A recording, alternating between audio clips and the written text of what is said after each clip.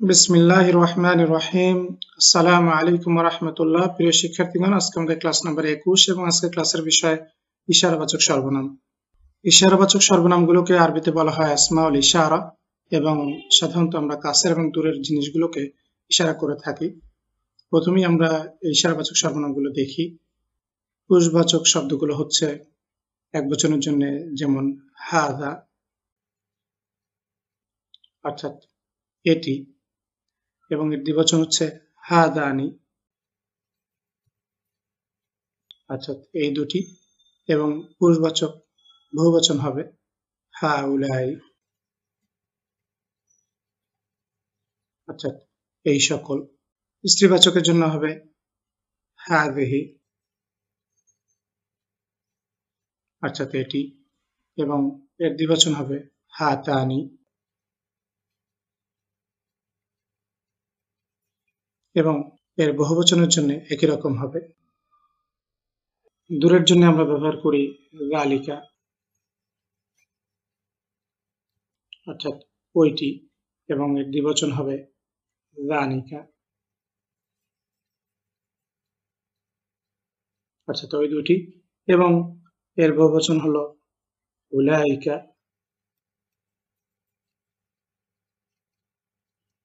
অর্থাৎ ওই সকল, এবং স্ত্রীবাচকের জন্য হবে তিলকা অর্থাৎ ওটি একটি মেয়ের জন্য, এবং এর দ্বিবচন হচ্ছে তানিকা অর্থাৎ ওই দুটি, এবং বহুবচনের জন্য একই রকম ভাবে উলাইকা। তাহলে বন্ধুরা, আমরা এই ইশারাবাচক সর্বনামগুলোকে মুখস্থ করে নিই এবং আমরা মনে রাখবো যে ইশারাবাচক সর্বনামগুলো নির্দিষ্ট এবং এগুলো মাবনি অর্থাৎ মারফু, মানসুব এবং মাজরুর অবস্থায় এদের রূপের পরিবর্তন হবে না। বন্ধুরা, আসুন আমরা আসমা ইশারার কিছু ব্যবহারিক উদাহরণ দেখি। যেমন এটা একটি বই, এটা এখানে পুরুষবাচক এবং একবচন, সুতরাং এক্ষেত্রে এটা এর আরবি হবে হাদা।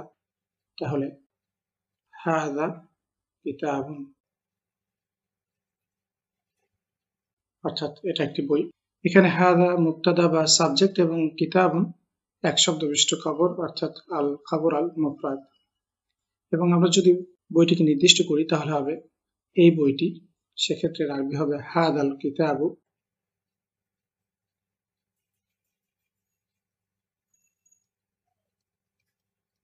এবং এটা কোনো বাক্য নয়, এক্ষেত্রে হাদা এর বদল হিসাবে আল কিতাব এসছে।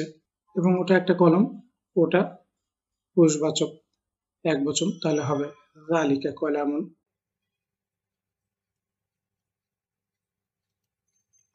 যালিকা এখানে সাবজেক্ট বা মুবতাদা, এবং কলামুন আল খবর আল মুফরাদ, ওই কলমটি, তাহলে হবে যালিকাল কলামু।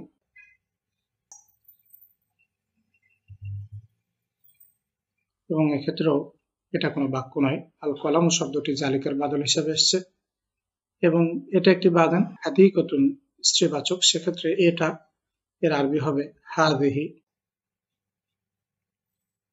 হাদিকতুন।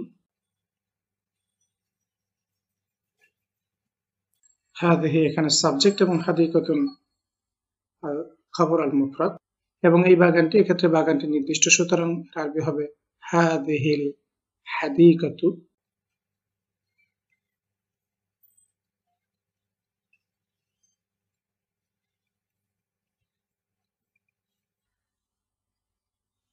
আমরা এখানে আরো কিছু উদাহরণ দেখি। যেমন ইনি একজন ভালো ছাত্র, সেক্ষেত্রে ইনি এটা পুরুষবাচক একবচন, হাদা তালিবুন জাইয়িদুন, এবং উনি একজন ভালো ছাত্রী, সুতরাং একবচন স্ত্রীবাচক, তাহলে হবে তিলকা তালিবাতুন জাইয়িদাতুন।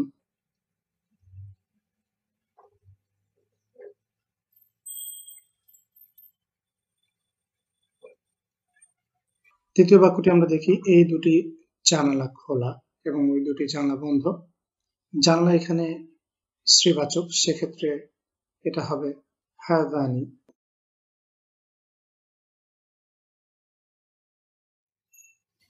আন্নাফিজাতানি,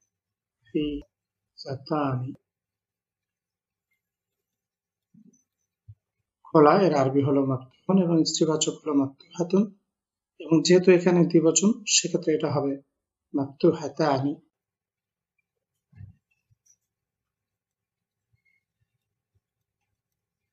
অর্থাৎ এই দুটি জানলা খোলা, হাতানি নাফিজাতানি মাকতুহাতানি, এবং ওই দুটি জানলা বন্ধ, তাহলে ওই দুটি এক্ষেত্রে হবে তানিকা। আন্নাফিজাতানি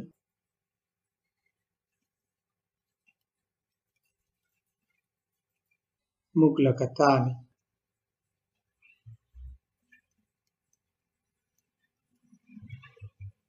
বন্ধুরা, ইশারাবাচক সর্বনামগুলো আবার বিশেষণ হিসাবে ব্যবহৃত হয়, যেমন আমরা এখানে দুটি উদাহরণের মাধ্যমে ব্যাপারটা দেখব। প্রথম বাক্যটিতে আমরা দেখছি যে প্রধান শিক্ষকের এই গাড়িটি সুন্দর। এখানে এই শব্দটি গাড়ির বিশেষণ হিসেবে এসছে, যেমন এর আরবিগুলো আমরা দেখি।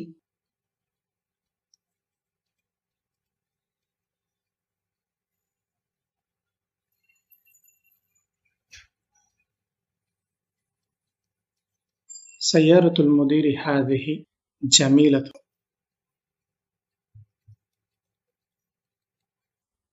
বন্ধুরা, এখানে সাইয়ারাতু এটা হলো সাবজেক্ট বা মুবতাদা, এবং আল মুদিরি এটা হচ্ছে মুদাফ ইলাই, যেহেতু সাইয়ারাতু মুদাফ, এবং হাযিহি শব্দটি এখানে এসছে সাইয়ারাতু এর নাত হিসাবে, এবং জামিলাতুন এখানে আল খবর আল মুফরাদ বা এক শব্দবিষ্ট খবর। এবং দ্বিতীয় বাক্যটিতে আমরা দেখি যে ইতিহাসের এই বইটি ভালো। তো ইতিহাসের এই বইটি এর আরবি হলো কিতাবুত তারিখি হাযা।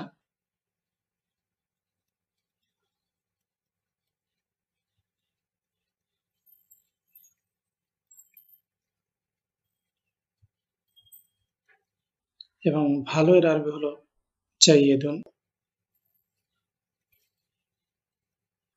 বন্ধুরা, এখানে আমরা দেখি যে কিতাব শব্দটি হচ্ছে এখানে মুবতাদা এবং সেটা মুদাফ, এবং আত-তারিখি এটা হচ্ছে মুদাফ ইলাই। হাযা এখানে কিতাব শব্দের নাত, এবং জাইয়িদুন আল খবর আল মুফরাদ। বন্ধুরা, বিশেষণ হিসাবে ইসমুল ইশারার আরো কিছু উদাহরণ দেখি। যেমন প্রথম বাক্যটিতে আমরা দেখছি তোমার ওই ব্যাগের মধ্যে একটি নতুন বই। তোমার ওই ব্যাগের মধ্যে আরবি হবে ফি হাকিবাতিকা তিলকা।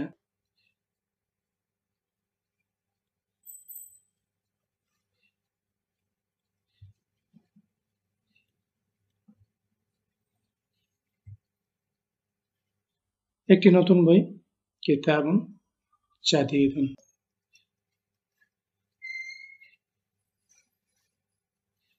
বন্ধুরা, এখানে আমরা দেখি যে হাকিবাতি এটা মাজরুর, যেহেতু এটা ফি হারফ জারের পরে এসছে, এবং এর নাত হিসেবে তিলকাও কিন্তু এখানে মাজরুর।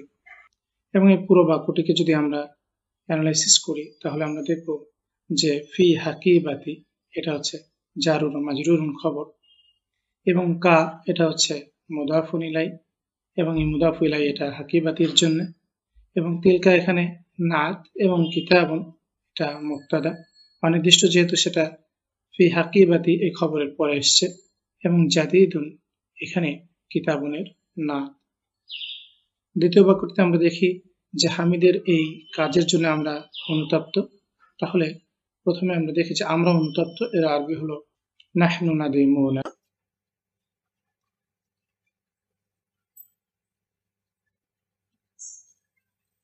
হামিদের এই কাজের জন্য লি আমরি হামিদিন হাযা। এবং এখানে বন্ধুরা আমরা দেখি যে নাহনু এটা মুবতাদা বা সাবজেক্ট, এবং নাদিমুনা এটা হচ্ছে খবর আল খবর আল মুফরাদ, এবং লি হারফ জার, এবং আমরি ইসম মাজরুর, এবং হামিদিন এটা হলো এখানে মুদাফ ইলাই, এবং আমরি হলো মুদাফ, এবং হাযা এটা হলো আমরি এর নাত, এবং এটা মাজরুর। এবং বন্ধুরা, আমরা দেখি যে তিলকা এবং হাযা এ দুটাই এখানে মাজরুর, কিন্তু যেহেতু এগুলো মাবনি সেক্ষেত্রে তার রূপ কোনো পরিবর্তন হবে না। আসুন বন্ধুরা আমরা এই পর্যায়ে ইসমুল ইশারার কিছু কোরআনী উদাহরণ দেখি।